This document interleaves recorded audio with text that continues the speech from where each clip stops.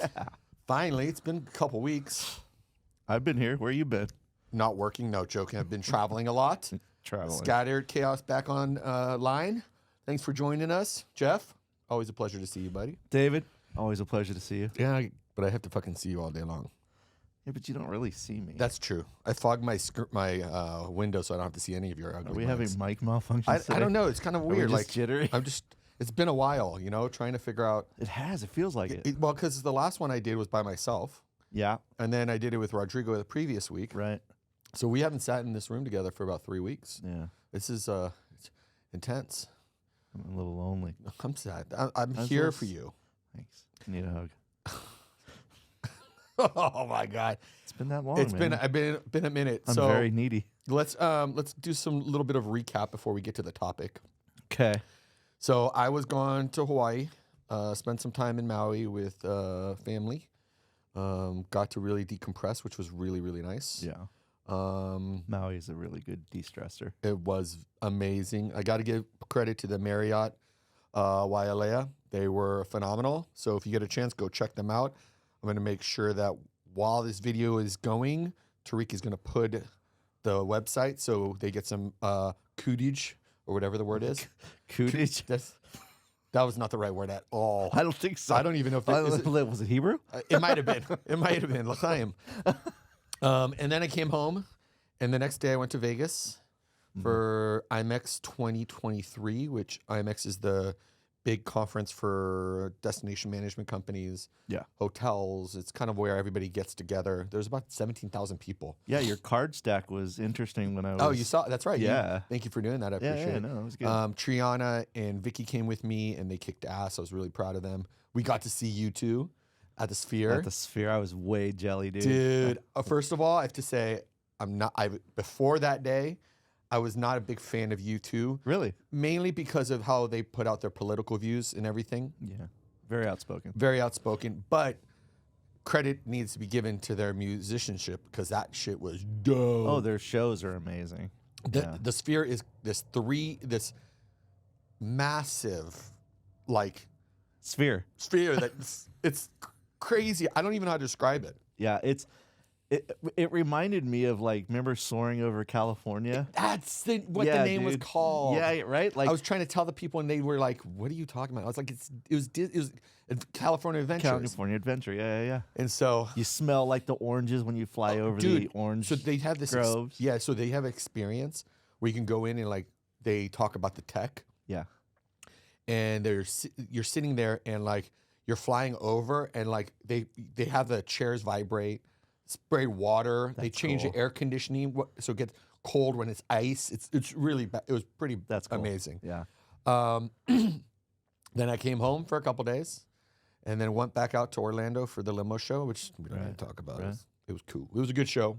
Kudos to the people that set that up, the education committee and the show committee of CDNLA. So wait, so that show, is that the big bus show you guys talk about? No. That is it's mainly for executive transportation. Okay. There's something called a UMA ABA. So UMA is United Motor Coach Association. They put on a show, I think it's in February, and I think it's in Raleigh, North Carolina this year. Ooh, hotspot. Yeah, so going to check that out because I've never been to Raleigh, so I want to experience a little bit of My sister-in-law's from Raleigh. Oh, really? Yeah. So we're going to go there, and then in a week or so, we go to New Orleans. Yeah. And you guys are going to be watching this as we are coming back from New Orleans, Yeah. which is kind of cool. Halloween in New Orleans is going to be That's gonna be very sick. interesting. Yeah. And I'm not a big like. Have you I don't- been to New Orleans? Yeah, once. Okay. Yeah, last year for the same event. Okay. It was my first. It was like my third time to New Orleans, but Oh, I've never. I remember when you went. You remember? I do Okay, remember cool. that. Yeah. So, overall, a lot of traveling. A little bit up and down emotionally, obviously, because what's going on in the Middle East. Yeah. On both sides. Yeah. Losing. A friend's sister and niece to the opposites. The Yeah. Palestinian side is sad, and our side, losing as many people as we have. I was actually watching a video today on TikTok, of course, while I was having lunch before we recorded this. There was a Iranian Jew. Her family was pushed out of Iran because when the regime took over, and they ended up moving to LA. And she talks about how, for her, as being an Iranian Jew, it's very confusing because if you look at her, she's definitely Middle Eastern, definitely. Right. And then being Jewish, and to say that she fears from both sides. What a unique perspective. Right. And so she said, like, the fall of Israel is the fall of her safety. Because she's like, says Israel is, the Holocaust will never happen again because there's a country that will defend Jewish people. Right. And it was a really weird perspective, but that's not the topic we're going to be talking about today. But I just thought it was really important to hear that. Well, that's been pretty deep. Very deep and very hard to see happening. I know, for both sides. I mean, Yeah. I'm definitely both sides. And well, but I mean, give yourself, who you are. Right. Being a Jewish person. Yeah. Your heritage goes back to Israel. Yeah. And that's, I mean, so there's so much that us as Americans that aren't Jewish or Right. Palestinian don't know the conflict, how it's been. So I'm sitting here as a Catholic, white Anglo-Saxon, yeah. sitting there watching this, and I'm heartbroken for everybody. Sure. And I get the perspective from you, from having family members there. Yeah. From Adam, Yeah. having family members there that he's lost family members. Like, what can we do? Right. And I think it's interesting because I'm watching all the protests. Yeah. And there are certain lines that they're using, from the river to the sea. Yeah. Palestine will be free. Right. That is I don't think people understand what that actually means. Right. In the context, in how it all started. That basically means we want to push all the Jews into the water, sea. into Yeah. the sea. Yeah. No, I heard somebody talking about that yesterday. Right. That's not intifada. No. That's different. That's it. Well, it's kind of hard because it's kind of the same. And I'm looking at Tariq because Tariq understands the situation there, just as much as I do. Yeah. It's kind of the same because the Intifada was a fight for resistance, Right. of what's being called, apartheid and genocide and all that kind of stuff. Right. But the slogan comes from the PLO. It was their main slogan, the Palestinian Liberation. Right. Yasser Arafat said it. Right. And that's the line that a lot of Americans, Right. non-Palestinians, that are saying it and don't realize they're Don't actually know the being context. racist Yeah. or anti-Semitic. Right. It's okay to say free Palestine. Right. It's okay to want Palestine to be free, because I want Palestine to be free Right. of Hamas. Exactly. Because if they're free of Hamas, I hope they will prosper. Now, again, I guess maybe this is the topic we talk about today. That's fine. Because I think it's actually happening. kind of, It's what's happening. right. And you know what it is for me is that I normally talk to my sister or Tariq or people who are actually tied into the situation, Right. either by culture or history or, because back in the days of '67 war, Jordan, Syria, Egypt attacked Israel. Right. And that's how this is kind of where all this spawned. Right. We took over lands that Egypt had the Gaza, Jordan had the West Bank, and because Israel was strong enough, they pushed everybody back. So, Gaza and West Bank were then taken over. So that's where the Israel's the land grabber Correct. narrative comes from. Right. Okay. And they say that, but we grabbed it through war. Right. And you lose land in war. Right. Right. You don't see Jordan coming back and saying, we want the West Bank. Right. You don't see Egypt saying, I want, Gaza. Why? Right. Why isn't all these countries, why aren't they? And I talked about this in my solo podcast that was really hard for me because, I see both sides. And I've read the comments that people are writing on there. And I don't think it's smart of me to respond to the anti-Semitic on both sides. I won't do it because it's just not who I am. Right. But the fact is that everybody needs to educate themselves with facts, not what they hear on the news, Right. specifically in the news. Well, dude, the amount of misinformation that is being floated. Yep. I mean, TikTok, we're all addicted to it. For right? sure. I see somebody posting saying this is Israel today flying and bombing this. Right. It was from a game called Arma 5, a video game.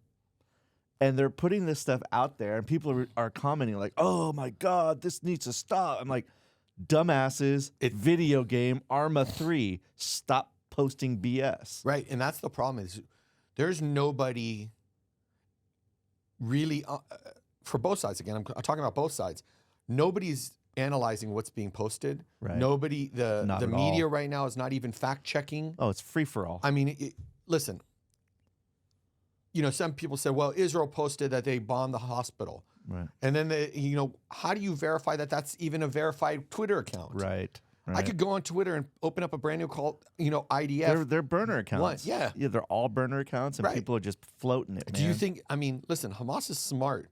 They're using propaganda just as everybody else is, because they want the support. It's psychological warfare. And that's what it became. It's becoming. And it's really sad to see what's happening in Gaza right now. Yeah. You know, it's horrible. Yeah.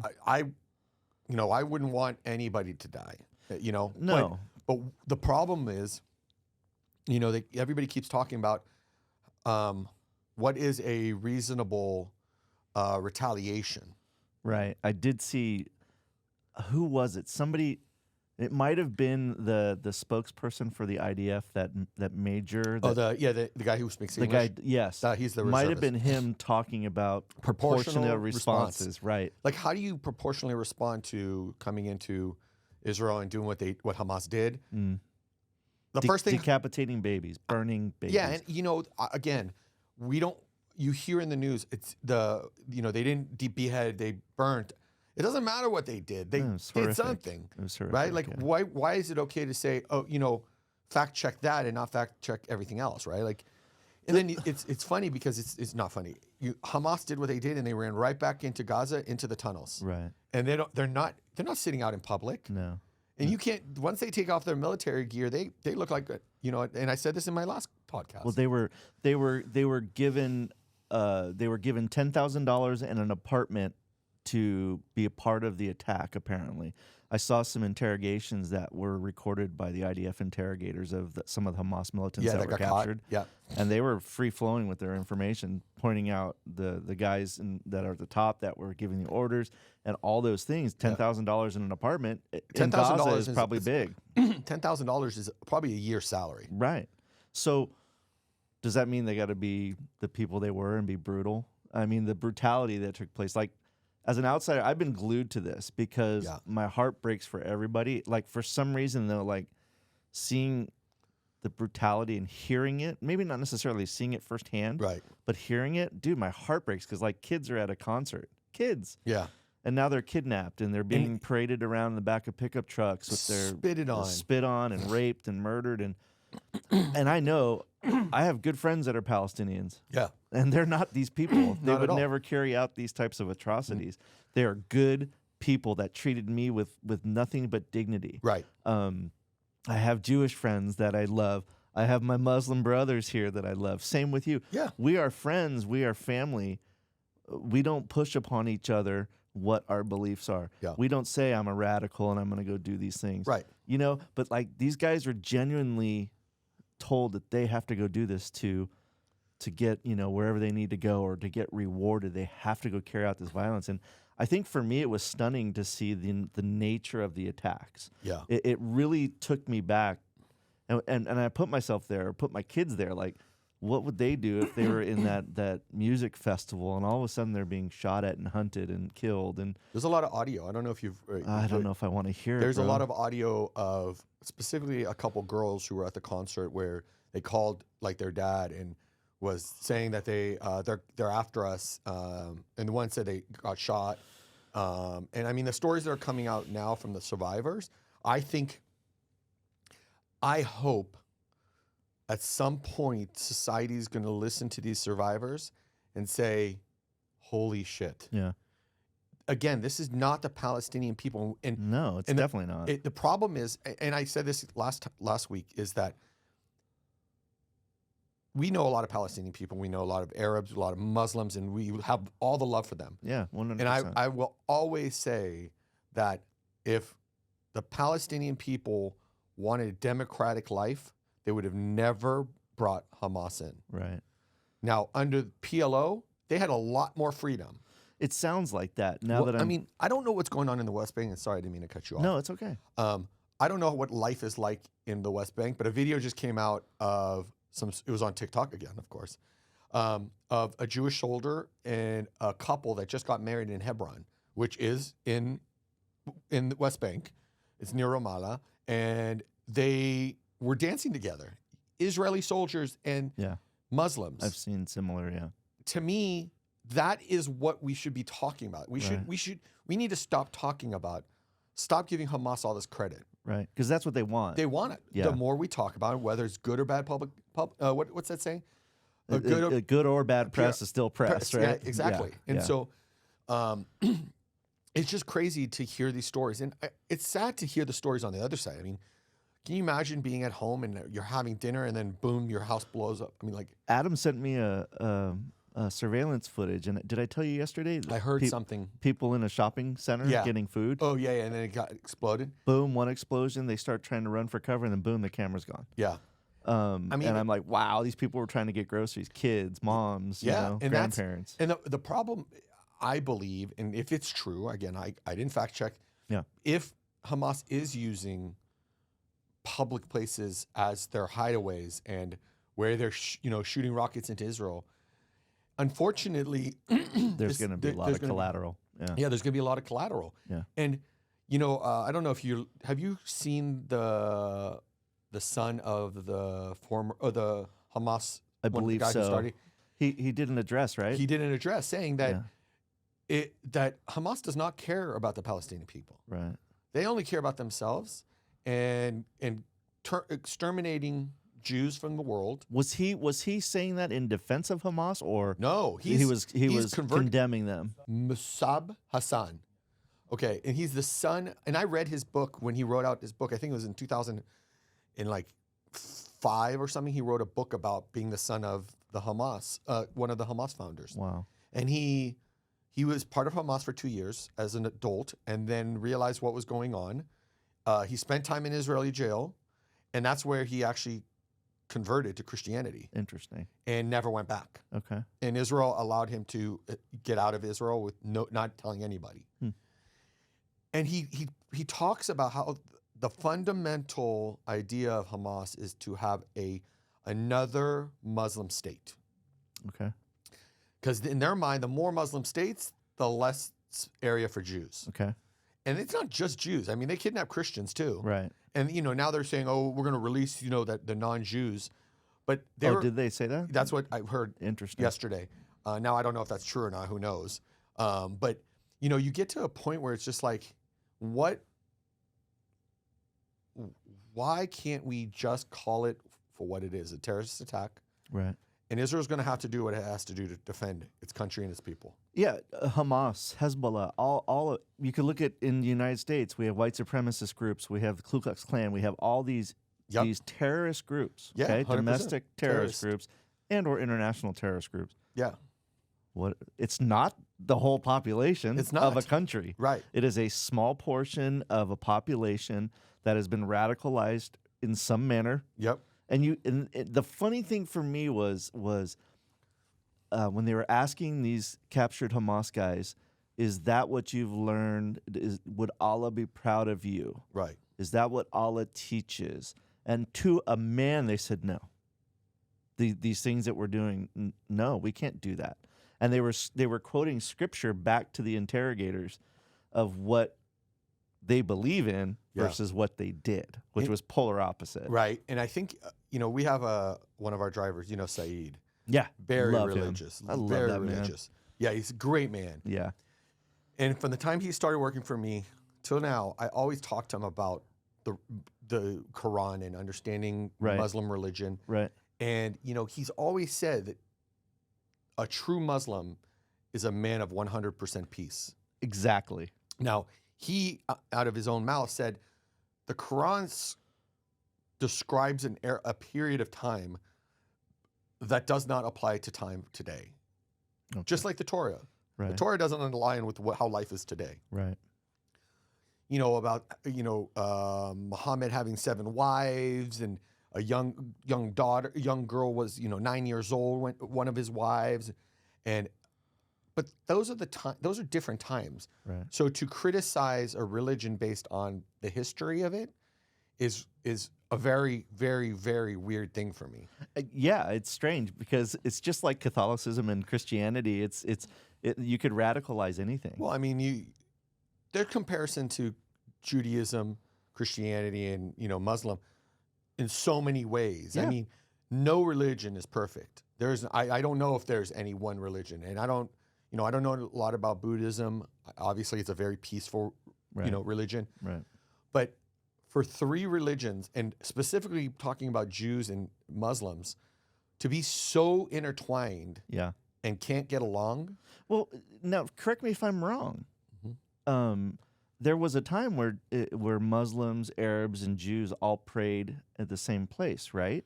I don't know if it was the same place because we have always had. Is that the Wailing Wall? So the Wailing Wall is for the Jews. The Jews. Yeah, that's where we consider that our holiest spot. Okay.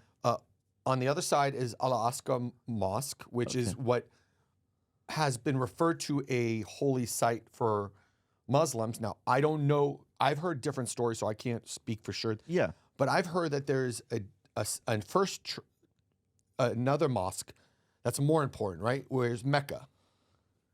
Okay, what's the name of that? Do you know? It's Mecca. It's Mecca. Okay, so the mosque there is supposed to be the holiest place, Right. and so that's where where all these conversations are happening, and why there's so many not misunderstandings or arguments is about the holy site. Like, which one is what? right, and Which who one is holiest? what belongs to who, I see. right? Yeah. So the Al-Aqsa Mosque has been there for, I mean, I don't know how long. The Wailing Wall has been there for 3,000 years. Right.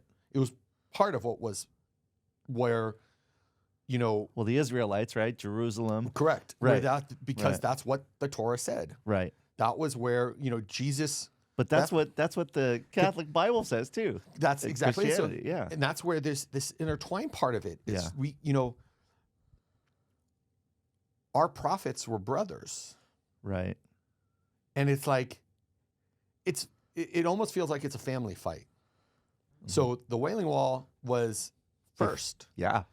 So, this, and I don't know if you know this, my dad birth certificate says Palestine because he was born in Israel or Palestine in 1947. Israel became a state in 48. In 48, right.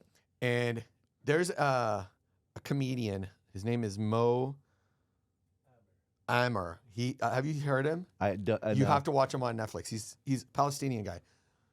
Fucking hilarious. He tells this joke that he's going into Germany. He goes to the security guard and they're like, "Can I see your passport?" And he does this full act of like acting like a German and going through the passport and it's and it's like.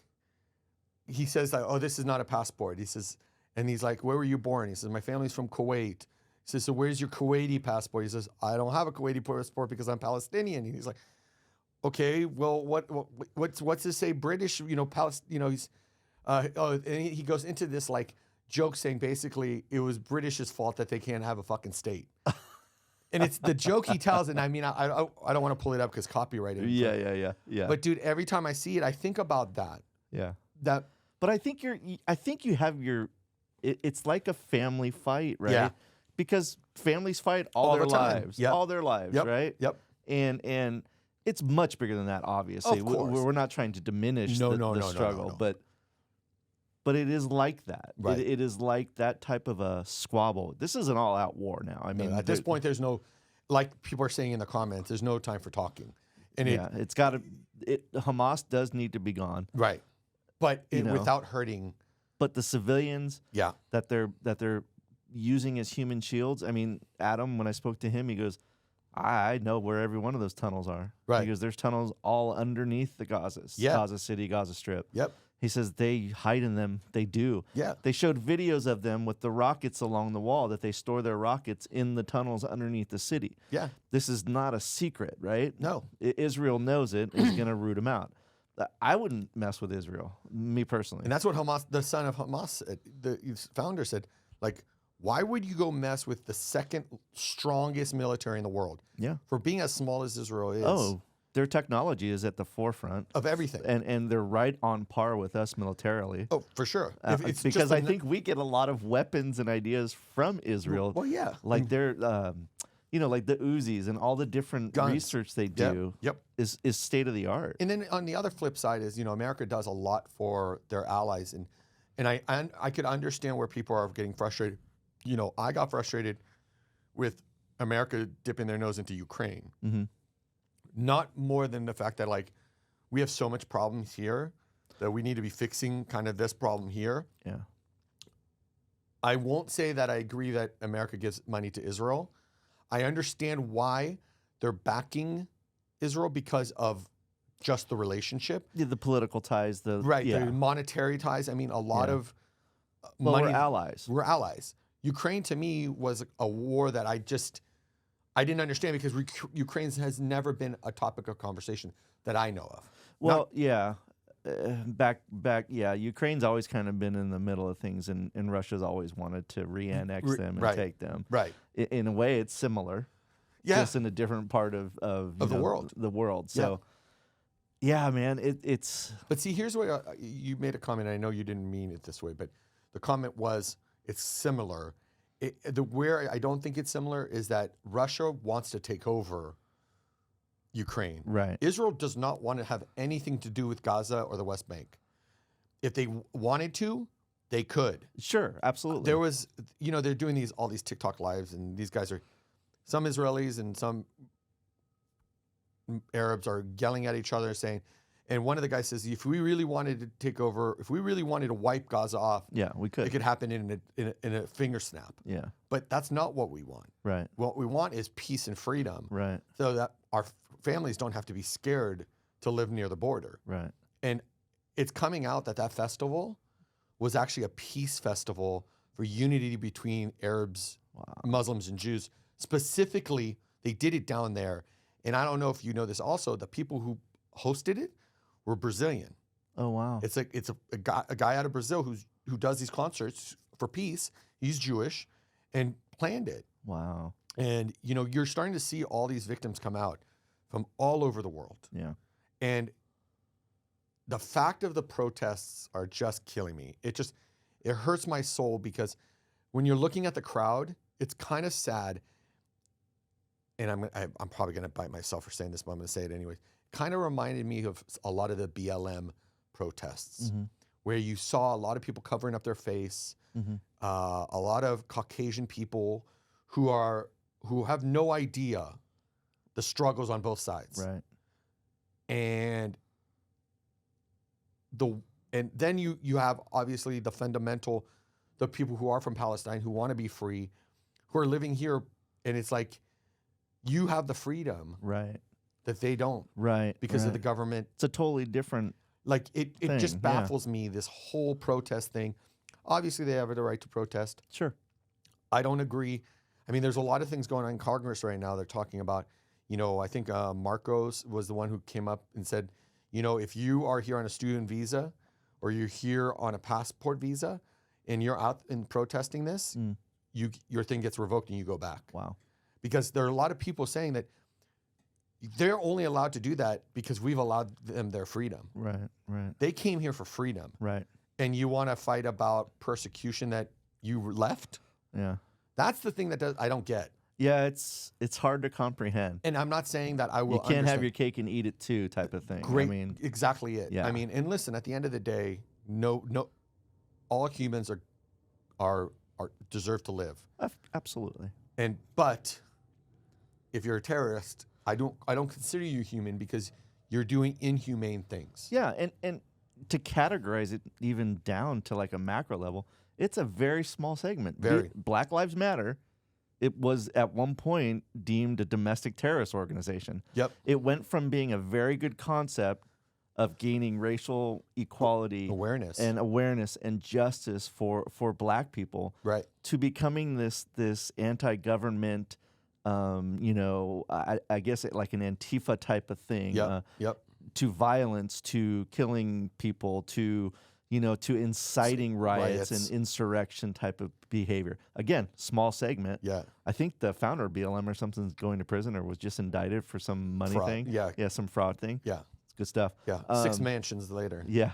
So again, we're not talking about every black person. Not at all. Not at all. Because it's not every black person. In fact, I know many that say, oh, BLM, man, it drives me crazy because it doesn't represent me. Right. It's hard because, it's like, yeah, and it's difficult because, I'm obviously an American Israeli. Right. I have pride in my country of America. I love America first. Israel, I love Israel. There are things about the government I don't like, but I don't live there. And for me to spout out information or give my opinion. Good point. When I'm living here. Yeah, that's a good point. It's some bullshit to me. I think that's spot on, dude, because I never really thought of it that way. Sure. It's like, if you're pissed about your government, then why don't you vote? If you don't vote, shut the hell up. Right. And if you don't like the country you live in, leave. But it's so difficult. But I think, again, in that region in particular, it's so hard for people that are there. It's been 100%. A struggle for hundreds of 75 years of this. Yeah, dude. Because I easy for us to quarterback it. Right. Oh, for sure. And and that's why I say this is. But you have relatives that were called up in the military. Oh yeah, I have for this. Cousins. Yeah. Yeah. I have family who've been called up. Tariq's probably got friends, family in Jordan that are affected by this because it's their region. Jordan's involved in a protest. Right. People, Egyptians, right? Yeah. Saeed, he's Egyptian. Yep. His heart is heavy. Right. Right. Adam, obviously losing family members in this conflict and not being able to do anything. Right. In that region, it'd be like taking, South City, San Mateo, Millbrae, Burlingame, right? And we're all going to fight. Right. For hundreds of years over turf, right? Right. And our own individual beliefs. Yep. That's not good for anybody. No, it's not. It's not good for anything. And I just keep on trying to figure out what the solution is. And obviously I want peace. Yeah. I don't know how a 2-state thing will happen when they're so far apart from each other. Like, do you make West Bank its own country and Gaza its own country? Because right now they have 2 different governments running. Yeah. So, I don't know what the solution is because well, they have to start with the eradication of terrorist groups, obviously. I agree. And how that's done, hopefully, is as surgical as possible to not inflict casualties on the periphery and the people that they're living under and running under. Correct. We all want to see that. No, 100%. We want to see it here in our domestic. In law enforcement too. We had everything. I thought in my head was like, if that area was controlled by Egypt and Jordan, why not just say, okay, Egypt, you're now in charge of the West Bank, clean it out how you want to clean it out, do what you need to do to make it the Egyptian life that they also deserve. These people being Palestinian does not mean they don't have ancestry from Jordan or Egypt. They have ancestry from all over the. Sure. And I think a lot of people don't understand that. And I talked about it in my last video. Yeah. The people that live in those areas, they call themselves Palestinians, but their origin is not Palestine. 90 or maybe even 100%, I don't know for sure, come from places like Syria, Kuwait, Lebanon, Egypt, and Jordan. So the land Palestine pre-48 was made up of Arabs, Jews, Christians, and it was never super peaceful, right? But it didn't have these kind of spark ups. So listening to you describe this, yeah, I get a picture of why it's like this. It's easy, and that's why I wanted to actually. This is why, because I wanted to hear from somebody who's not connected. Right. Like I would bring somebody and speak to them about this topic, and they being Muslim or Palestinian. Right. Like I would love to have a sit down with. I agree. That would actually be willing to just sit and talk and not fight about it, because it's not about fighting. We as Americans cannot solve what's happening over there. No. But we should be able to sit and discuss as Americans what our views are from what we're seeing. And so that's why it's actually kind of cool that you're here and doing this with me. But listening to you talking about the melting pot that it was, right? Yep. And all the different cultures, beliefs, religions, backgrounds that were there originally and still there, I can see how I might agree with 4 out of the 5 of my neighbors, but I'm not gonna agree with that 5th one. Right. And he's not gonna agree with 3 of the other 5. You know, he's gonna agree with 2 of them. You know, and there's the conflict. Right. Right. It's not that simple, obviously. Well, and it's you know, as time goes on and I'm starting to learn more things, and I don't know a lot about Christianity and Catholicism, but I'm a Catholic boy all the way through, and I don't know anything about it. right, and that I'm kidding. I know, but it's interesting because if you read information about pre-47, the Jews in Palestine or Philistine or whatever were always persecuted by the Arabs. The Philistines, it was always referred to in the Bible. Right. Yeah, the Philistines. The Philistines as a negative thing. Right. And so Right. it was always the Jewish people in those lands all over the Middle East were always the ones being persecuted. Look at Iran. Iran back in the days had 140,000 Jews. Now they have 2. Is from what the report says. Iraq had a ton. None there at all. I mean, the Jewish people were all over Europe. And it's always been that, All and it's over. always going to be that way. And that, Sure. because we are so close with our Muslim brothers. And let me rephrase that. We're always, the Jewish people have always been close with Arab people, Right. because we all come from pretty much the same families. Yeah. Like my family's my family's more European. Okay. Okay, but there are families that go all the way back to Turkey, to Morocco, to Libya, to Egypt. I mean, there's always been Jews. The religious concept of being Jewish. Right. And I talk about this in my last podcast, is that there's a difference between being Israeli and being Jewish. And I think that's where society right now is not listening. Tell me why. Okay. I think I know why. Okay, so you could be born in Iran and be Jewish. Okay. That does not make you Israeli. That makes you Iranian Jew. Okay. Okay? Then you have Persian. Okay? There are Persian Jews, but they're not Israelis. Okay, so Israel is a nationality that started in 1948. It's a piece of land that is called Israel. Right. So I can't just say I'm Israeli by being Israeli. I see. I'm Israeli because my mom's Israeli, and I'm Israeli because my father's Israeli and holds the held an Israeli passport. I'm Jewish because of my mother. Okay. Okay, my mother was born in Israel, but her family came from Germany. Okay. So in fact, German Jews. Right. Right. Okay. So Yeah. that's where people are not, where I think all these protests, this is where my frustration is. Yeah. The media needs to stop talking about the Hamas attacking Jewish people, because it's not about that. Hamas attacked Israeli citizens. Can you imagine if Mexico came here and attacked us? Right. What the fuck we would do? Right. We would give Of no course. shit. Right. But it's because of the 70 years of this problem that sparks that. In 2005, we got out of West Bank and Gaza, gave it control. And what became of those lands, you could look at West Bank and look at Gaza, 2 different worlds. Yes, do Israelis military, protect the border to Gaza? Yes, because it's a border of another country that we don't have good relationships with. Right. Why do we have an Israeli base in the north next to Lebanon or next to Syria? Because they don't like us. Right. Right. It's So strategic. It's yeah. strategic, and we don't want to not have Palestinian people come into Israel. Right. Because it helps. You'd like it to be more. more workforce. You just don't want the Hamas terrorists coming. Right. And how do you separate that? And there's no filter system that works, right?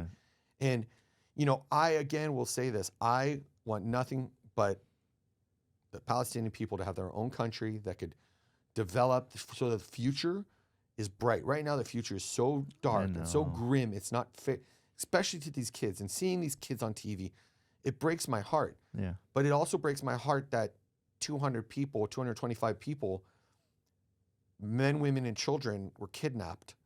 And may not be alive anymore. When we don't even know. Yeah. And there's no there's no, and there might be push behind the scene, but if Hamas came in and just attacked and didn't kidnap, Mm-hmm. I think there would be a little bit less a retaliation, in my opinion. I agree with you. I think the brutality is the part of, yes, you did what you did, Yeah. and it's inhumane. We know that Israel's going to retaliate no matter what. Yeah, yeah, and they have the right to. But the level that they're going to, I mean, they called up 300,000 soldiers, reservists. I mean, there are people from America who are not even reservists anymore, knew that their battalion's going, and they went back to. Yeah. I think on the human side of it is where it struck me the hardest over the last couple weeks. Yeah. Just seeing it, like, you know, I remember when it first happened, and I said to you, "Man, it sucks," and you're like, "You know, it's been happening for so long, Jeff," and it's not a callous approach. It's not a I don't care approach. It's not a response. It's basically you saying, whatever, because you do care, obviously. Yeah. But I hate to even equate it, but things that happen on such a regular basis, you'll almost become immune or just numb to it. Do you know one of the things I remember from the police academy is never get complacent. Yeah. And Israel got complacent. Do you really believe that? I do. God, dude, it just seems like one of the strongest militaries with Mossad and all those intelligence agencies. Yeah, but Israel was going through its own internal battles. They were, yeah. And, you know, the left and the right were at odds with the religious. And I think that focus, they were at least for the government, was distracted on that. Because this was a 2-year thing in the making. Right. As we're finding out through documentation and evidence and what we think has happened. We don't even know what's true or not anymore. Right. It's interesting that, you know, at this time, everybody's like, because we don't know what the truth is, we don't know why even we're filling the blanks, right? Until a definitive answer comes out as to why there was an intelligence, gap. Yep. Why there was nobody paying attention to whatever apparently the CIA was warning them of things that they were detecting. I think Egypt said something like 7 days so before. did Jordan. Yeah, that's something that they heard of rumblings, but they didn't know when it was going to happen. Right. And I think, again, it became that Israel was so in their own internal fight. Yeah. They got complacent. Yeah. And the one thing I will just say, and this could be taken whatever way anybody wants, the one thing I'm very proud of as an American Israeli is that Israel came together. Mm-hmm. That's the only thing good out of all this. Isn't it crazy, though? What does it remind you of here? 9/11. Yeah. How unified was this country on 9/12/2001? Isn't it scary? It's so... It's human nature, though, right? It's you come together. Yeah, it's tragedy. Yep. You don't know what to do. The joke is, thoughts and prayers to everybody, right, on Facebook, right? That's the joke now, right? But it does unify. The horrible tragedies unify people and countries, and it shouldn't take that. No. Right? No. Like, it shouldn't take these horrible things to happen to make us come together. It's like, it's like going to a funeral, right? All these great things are said about that person who passed away. Right. Well, did you tell them that when they were alive? Yeah, that you know what I mean? Yeah, isn't it crazy? It is. And I mean, I think that's part of the pain that both sides are feeling, is that when these attacks happen on both sides, they don't get to say goodbye. Yeah. And nobody wants to feel that. I mean, I know when my father passed, I didn't get to say goodbye. Luckily, I picked him up from the hospital. Yeah. So, no, I saw him the night before. So I knew, I told him I loved him, and I feel that. But like, to imagine, I try to look at both sides with unbiased eyes. Yeah. And as a human, hearing the stories of what happened in Israel kill me. But then to think about all the innocent Palestinians that are dying because they're in Gaza. Because they're in Gaza. Simple as that. And that is the true fact of it. Yeah. And again, I am all for free Palestine. Yeah. And when I say free Palestine, I free Palestine and Hamas. Israel's not been great. I'm not saying that. Right. But they did provide electricity. They did provide water, and they did provide other things, humanitarian aid to Gaza, knowing Hamas was there. Yeah.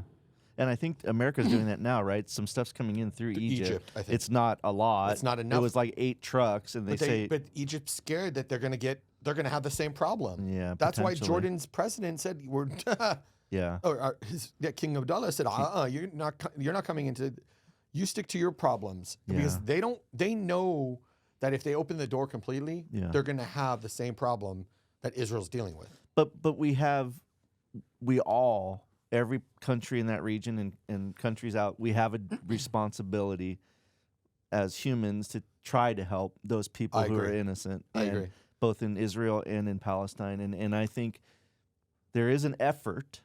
Yeah. I don't know how concerted that effort is right now, but 8 trucks doesn't help many people. Not at all. Maybe 800 would help. Right. But there's got to be a coordination and a agreement between neighbors to get those trucks in. Yeah. And we hope that Hamas doesn't take them, and we hope that they get to the people. That's a genuine concern. Yeah, that's exactly it. Yeah. So hey. Are we already out of time? We're out of time. God, dude. I love these. I always feel like we have so much more. I know. And maybe, we always... Wait. I'll be here at work while David's traveling. Yeah, again, that's how it's going to be. Yeah. Oh, well, anyways. I think this anyways. This was a very constructive conversation. No, I love appreciate it. your insight as somebody who is outside. Yeah. And I think it's really great that you are supportive of both sides. You don't, you're not picking sides, and nobody should pick sides. No. This is not a side to pick. No. There's no sides. I have brothers in all cultures. Cultures, and I'm so proud of that. I'm so happy for that. I mean, and it's so important for us to leave it at this, that both of us, everybody that works at Urban, everybody that's part of my family wants peace. Yeah. But peace has to happen when there's no terrorists hiding behind good fucking people. Yeah. And when that could stop, I think we have a chance. We have a chance. Yeah. And we have to, and Israel has to play their part too. Yeah, for sure. And the religious have to step back and say, this is what it is now. We can't get the land back. Let's just live in harmony so that our future can continue. Everybody has that right. Everybody has that right. We're human beings. God put us on this earth to live. We didn't choose our religion. We didn't choose our culture. I definitely didn't choose my religion. Oh, I didn't either. All right, we're done for the day. Love you, Jeff. Love you, brother. Thanks for the chat. Everybody, right, thanks for watching with us. We'll be back next week with some random topic because this is Scattered Chaos. Boom. Peace.